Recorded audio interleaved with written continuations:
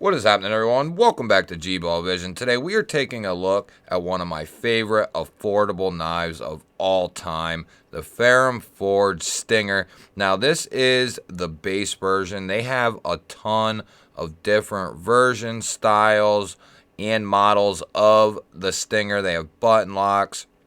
They have upscaled ones in higher end materials. This one is coming in Nitro V. You have a nice high polish finish on this guy with a drop point blade. Very thin and very slicey. The Nitro V on this is done very well in my experience. You do have a mini fuller here and a rear flipper tab that they all work so well because that detent is tuned to perfection, guys. You can push button this, light switch it, you can reverse flick it, you can thumb flick this guy out. I mean, it is just unbelievable how well tuned this knife is. And even on such a smaller footprint, they give you a choil there that you can really choke up into, get behind that edge, get right up on that edge for some very controlled cuts. And because of that, you can of course get right up on that tip for them precision, detailed type cuts, which I love, or the gauge cut. That way you can know and determine how deep you are cutting into a given material. They come in a plethora of different handle materials. This one is coming in brown G10. You have steel liners, and it looks very good. The liners kind of sit short-ended. The liners are proud, and it looks very good and very clean on this knife.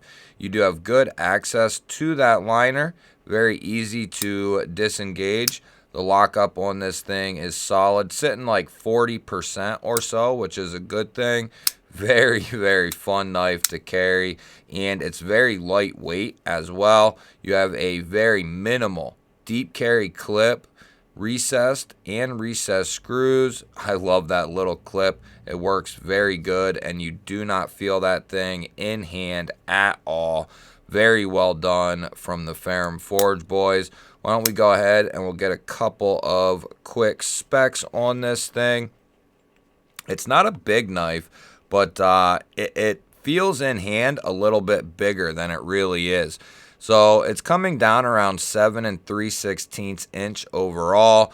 You have a little bit over 2.5 inches of cutting edge. I'd say it's like 5/8 or so, and then you're looking at about 3 1/8 of total blade length. So it's not, a real big knife, but it carries or handles a little bit bigger than it really is. And I don't know if it's because of that choil area. The design it works, guys.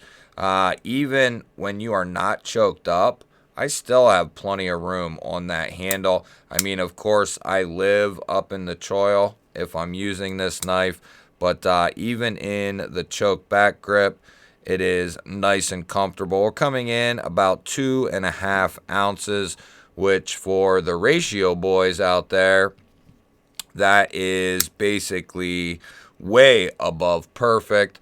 Why don't we go ahead and we'll check that blade stock, kind of see what that thing is hitting for. We are zeroed out. Let's check that blade stock. It's pretty thin.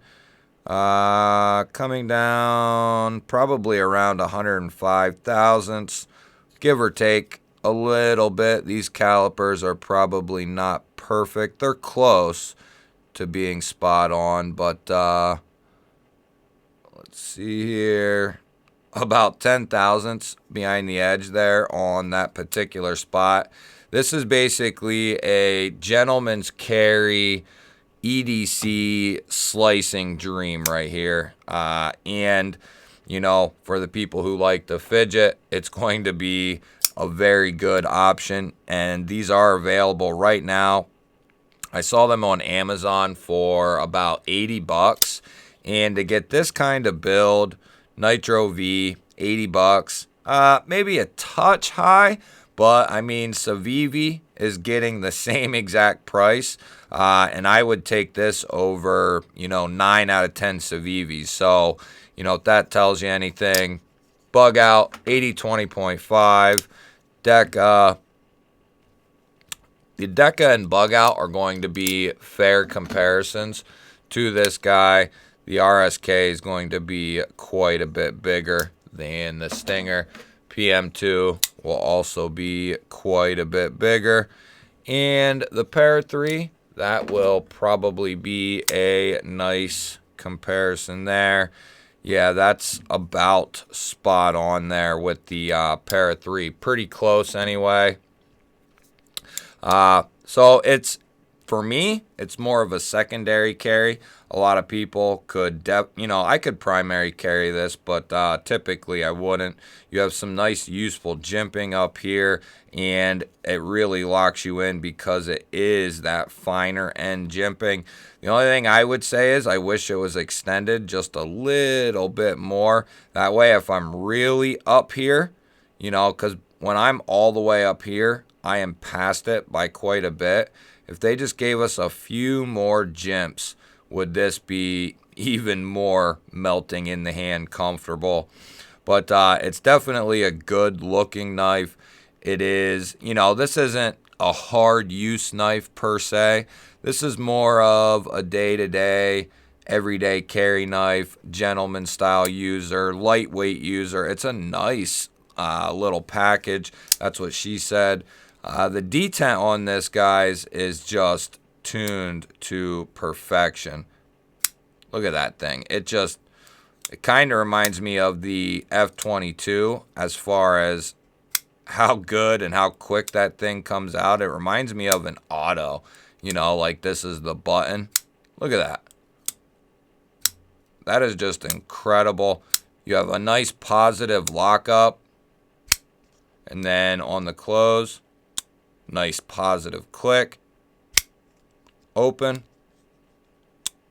Nice positive click on the close. Very well done from the Ferrum Forge boys. This design is awesome. I like a lot of Ferrum Forge designs. I have a couple, 3 or 4 of them, and they are all very well done. And because of the way this is designed and that drop point blade, this is going to be, a very useful blade shape. And with the right edge on this, Nitro V is a pretty decent steel.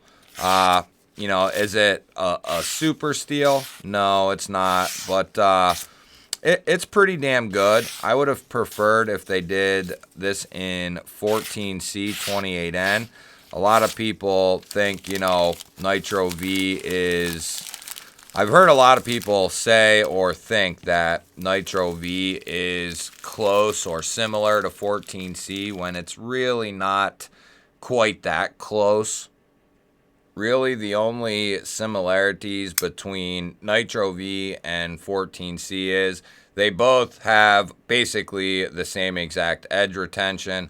Otherwise, 14C is quite a bit tougher.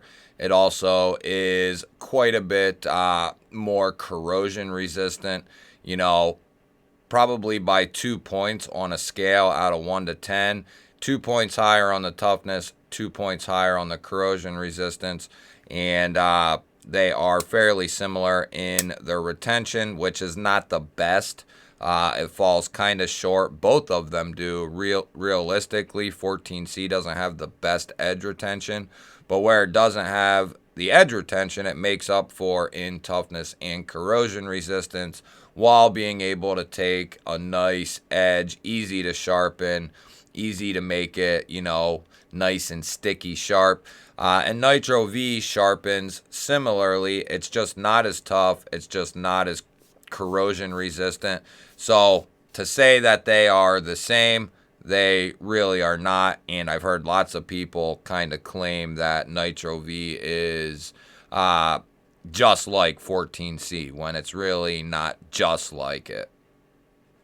And one thing I love about a knife, a design like this, it really reminds me of the Nimble in some ways, the EMP EDC Nimble, just in some ways. It's not as comfortable, and there are differences for sure, but it just kind of reminds me of that. You're able to get up into that choil with your middle finger and get right up on that tip, which I really love. You know, if you need to do a nice straight line or a detailed cut, or like I said earlier, being able to gauge how far you're going into that material, that's a big deal depending on, you know, what you do on a day-to-day basis.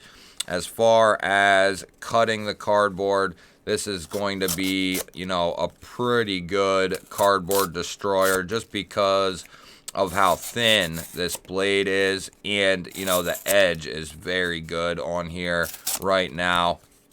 But the way the geometry is on this thing, you are going to be able to do a lot of slicing very easily. This will be able to handle a lot of different materials pretty easily, in my opinion, just because of the way that geometry is set up.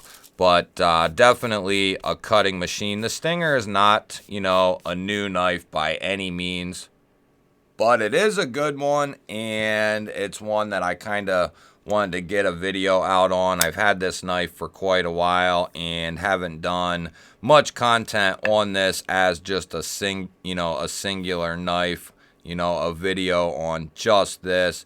And let's see how that lock is able to withstand a little bit of adversity here.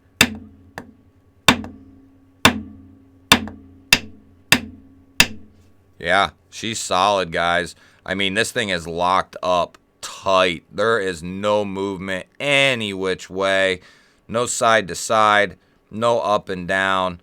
She's locked up pretty, able to take a little bit of adversity from the spine whacker there, which that is under construction. We will be making that thing nice and beautiful. But let me know down in the comments what you think of the Stinger. Let me know what you think of Ferrum Forge. And if you don't know anything about either of them, let me know what you're carrying down there. I love hearing from you guys.